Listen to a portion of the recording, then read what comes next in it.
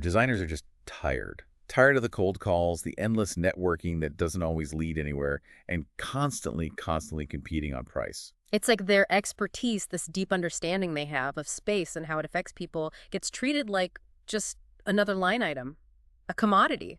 If that hit home, you're in the right place. In today's episode of the Interior Design Her podcast, we're exploring a classic three-pillar marketing framework designed to build trust, making your ideal clients seek you out instead of the other way around. And to make your busy life easier, I've created a complete action guide to help you implement this immediately. Check the link in the show notes for your freebie. Oh, and because I'm such a big nerd, today's podcast episode was created using AI. Let's dive in.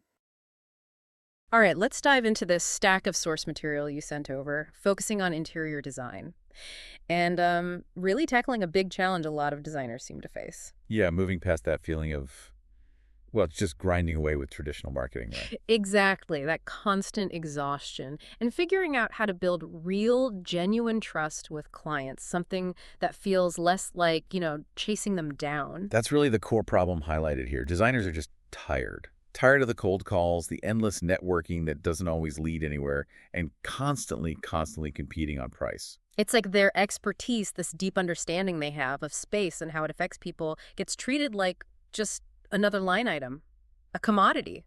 Precisely. And the big idea, the key insight from these sources is pretty fascinating. It suggests shifting away from chasing clients or trying to undercut competitors on price, Okay. and instead focusing on systematically building trust, mostly through authentic storytelling. The idea is that this makes your ideal clients actually seek you out. So they come to you already seeing the value, already kind of bought in. Yeah, they're connected to your vision, they understand what you do differently, and they're actually ready to invest properly, not just looking for the cheapest quote. Hmm. Okay, so our mission for this deep dive then is to really unpack that approach, to understand how focusing on trust, step by step, can genuinely transform how designers find and connect with clients. Let's get into it. Right. So the sources start by painting this picture of the exhaustion cycle. Can you walk me through what that actually looks like for a designer day to day? Well, it's that treadmill feeling. Yeah.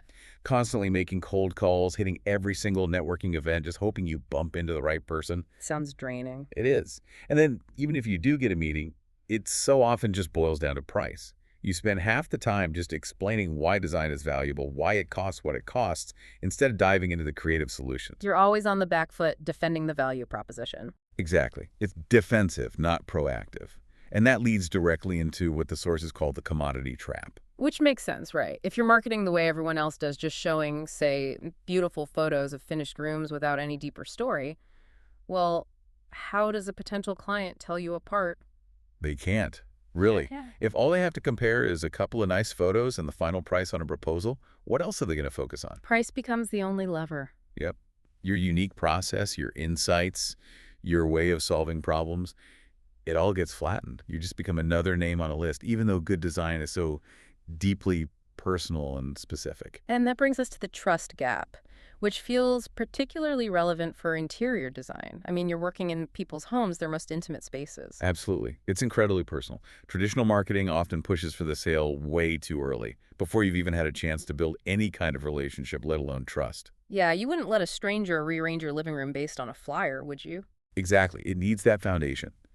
And this is where the sources propose this really simple but powerful core principle as the alternative. Okay, what is it? Money flows to designers' clients trust most.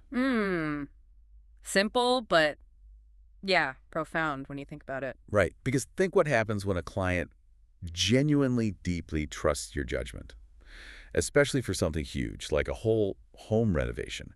The entire relationship changes. How so? What are the tangible benefits they list? Well, for starters, they stop shopping around based on price. They just trust you.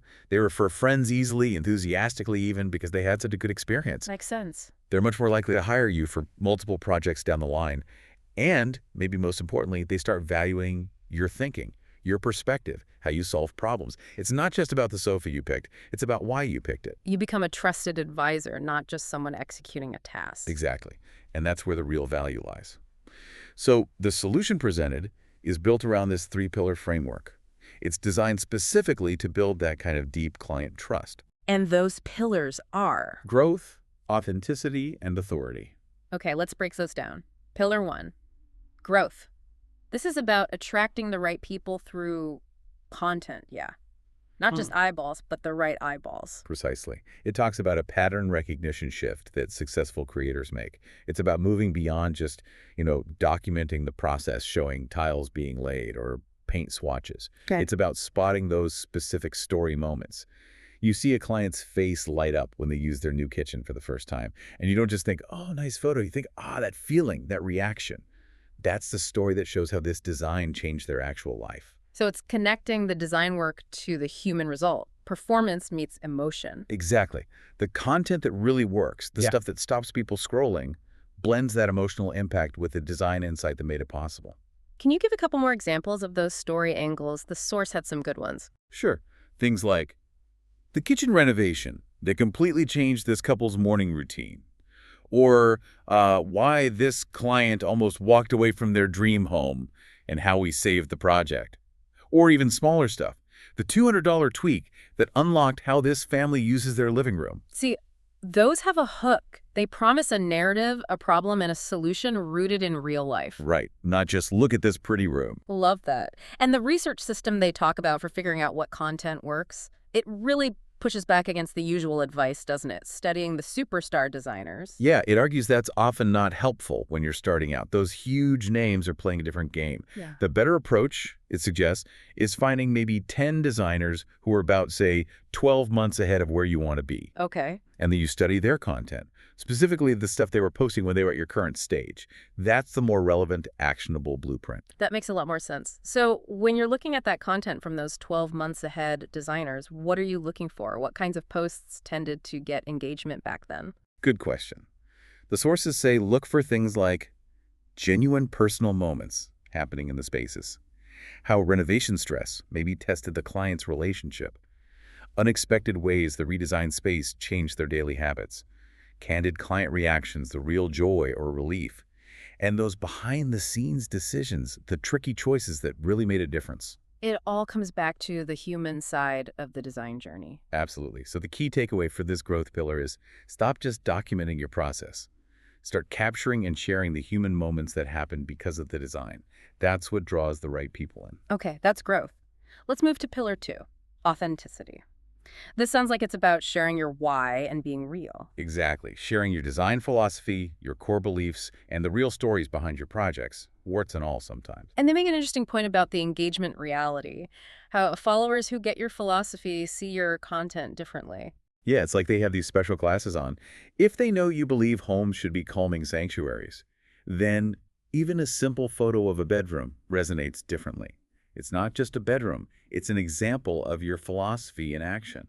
So the connection runs deeper than just liking a photo. Right. They introduce this idea of time under attention. Basically, strong engagement isn't just about one viral post.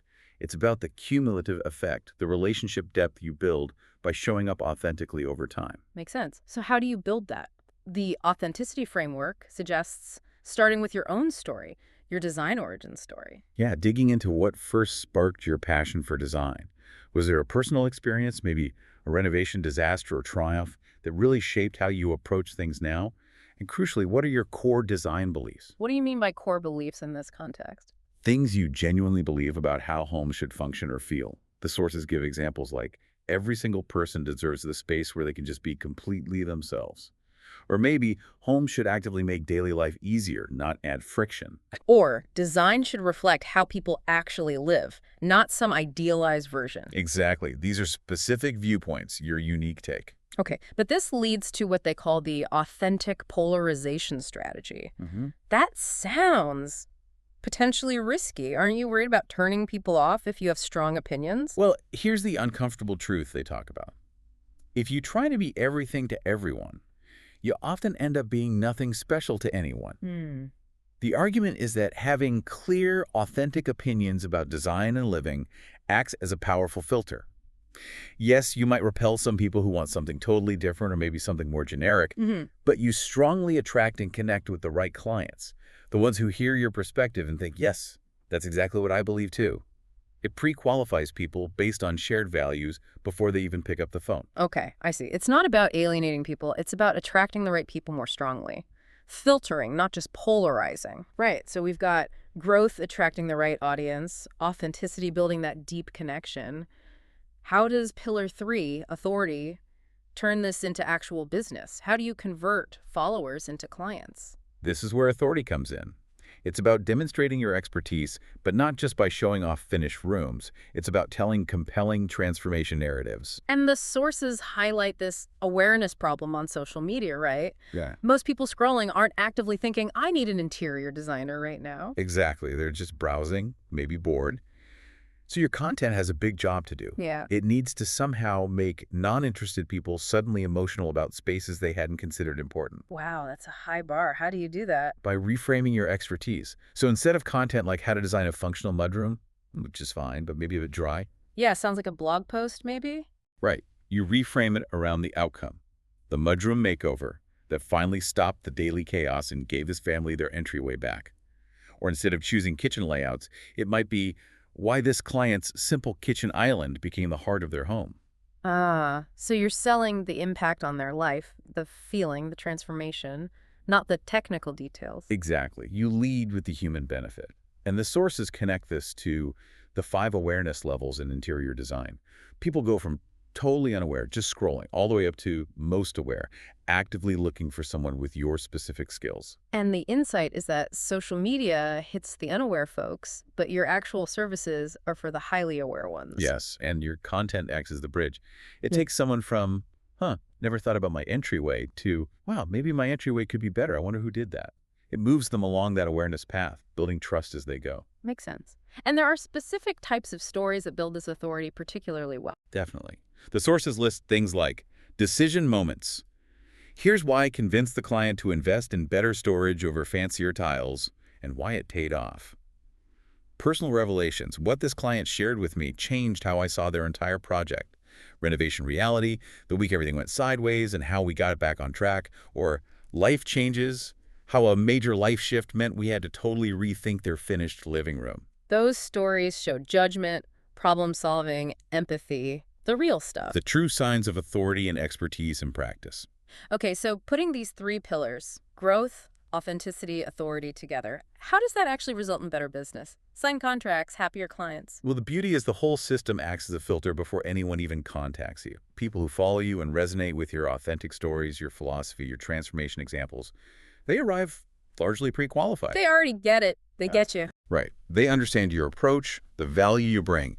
So you end up with far fewer tire kickers just shopping on price and way more serious prospects who are genuinely interested in the change you can create for them.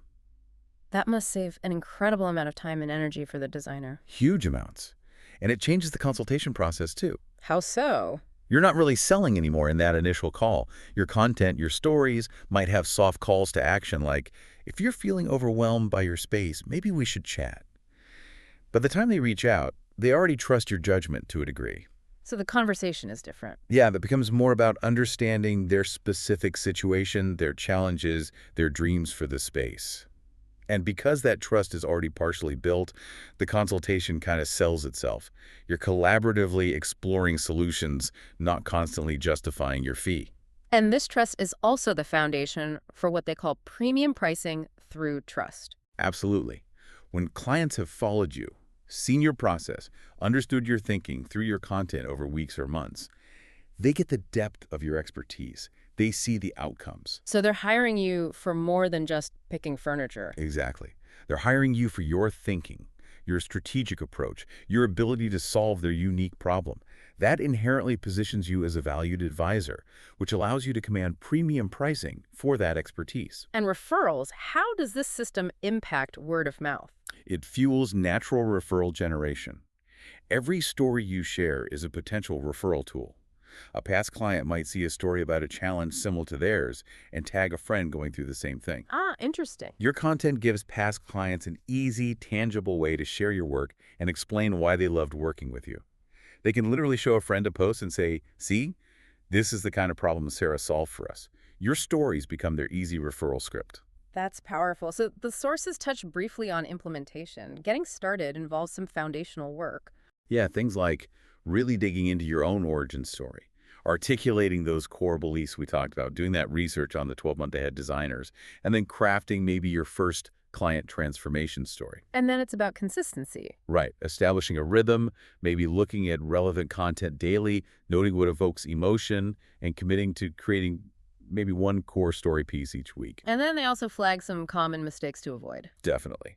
Things like only showing perfect, finished rooms without the human story, focusing too much on the technical process instead of the impact, studying the wrong designers, trying to be bland to please everyone instead of authentic, hiding failures or avoiding opinions, or teaching too much DIY instead of positioning yourself as the expert solution. Got it.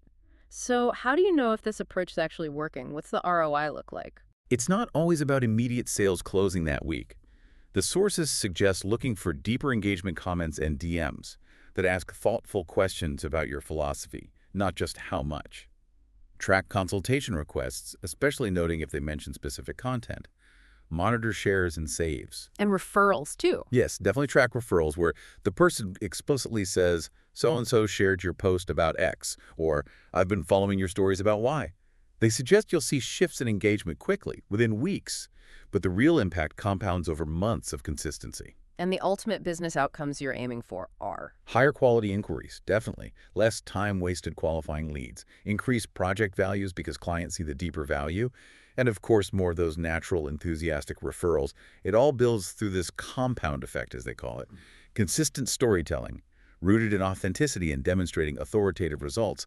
It just fundamentally changes how clients find you and why they choose you. So you shift from chasing work to evaluating opportunities. Exactly. You become the obvious choice for the clients who are the right fit, the ones who truly value the human impact you create through design. Okay, so wrapping up this deep dive, it really feels like the core message is about this fundamental shift, moving away from that exhausting grind of conventional marketing. And stepping into becoming that trusted, sought-after choice, all through the power of building genuine connection and showing your value via authentic storytelling. It really elevates the designer's role, doesn't it? From just a service provider competing on price. To a truly trusted advisor, chosen for their unique perspective, their core values, and their proven ability to make a real, meaningful difference in how people live in their homes. So building on that powerful idea of authentic stories and core beliefs, here's something for you, the listener, to think about after this. What's your own origin story? Maybe related to your work, or even a passion or hobby. What are those driving core beliefs you hold? Maybe even ones that not everyone agrees with. Yeah, and then take it a step further. What's the very first human moment story from your own experience? Maybe a challenge overcome, a surprising result, a key decision you made that you could actually identify and maybe even share with someone. That wraps up this episode of the Interior Design Her podcast. If you're ready to put this to work in your business, head over to the show notes and hit the link to our how-to guide and worksheet. This stuff really works. No more convincing people of the value of your work. Start talking to clients who already want you. And please subscribe, rate, and review our little podcast. It really helps us get discovered by new listeners. Oh, and if you don't have time for our DIY guide, stay tuned for the AI tool we're building right now. It's going to save you a ton of time. Next week, we talk to Jessica Harling of Go Behind the Design about how to level up the business side of your interior design business. It's a really good episode.